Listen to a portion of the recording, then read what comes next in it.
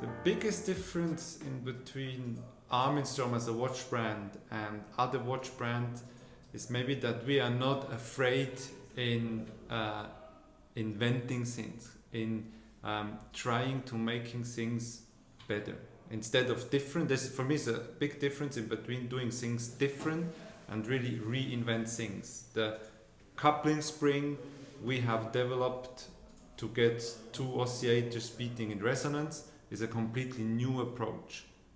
Something very new, something even we were struggling by developing. We had to go and see aerospace engineers to really figure out how to have a flexible, moving clutch spring in between two balance wheels. And that changed the philosophy of Armin Strom. Our new watch, we have what is called an equal force watch, where we were really rethinking the whole barrel.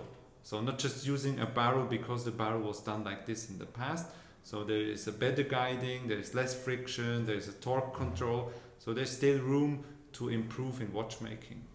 And as a watchmaking company, so when I joined Armin Strom, we had to learn how to produce watches. That's something we have learned in the last 6-7 years. And now we are able, total 10 years, now we're celebrating the 10th anniversary of the manufacturing. So I think somehow it was normal that we had to learn how to make watches. We have to learn how to make our own gear train, our screws, barrels, mainspring, bridges.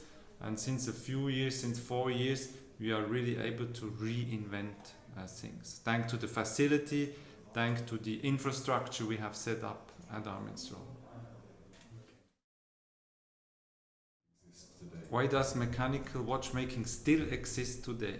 We have to say, because as I told you, my grandfather worked in the watch industry. He got bankrupt during the quartz crisis. His company, he had to shut down his company. He had over 120 employees working for mechanical movements. He had to shut down in between 2 years the whole company. It was called Schlupp Pivotage. So he was supplying the low-end mechanical movement with spare parts and assembling movements. He assembled Heuer stopwatch for the US Army and things like this. So everything got replaced by quartz movement. But the mechanical, why does the mechanical watch industry still sell watches at the end of the day? I think it's because of the tradition. It's because of it's a métier d'art.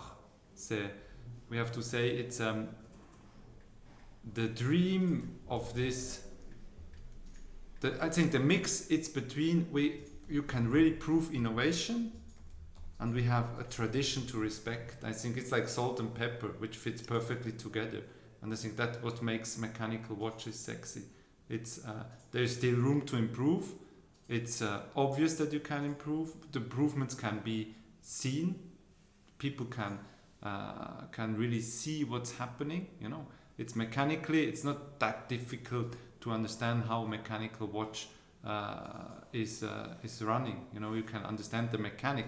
An iWatch is very difficult to understand. It works. An iPhone, it works. Electronical things, they are here and they work. But mechanical things you can really understand. Okay, there is a barrel, there's a gear train, there's escapement. And I think that's the funny part of mechanical movements. That people can see what's happening inside and they can understand what's happening. And it's a very easy way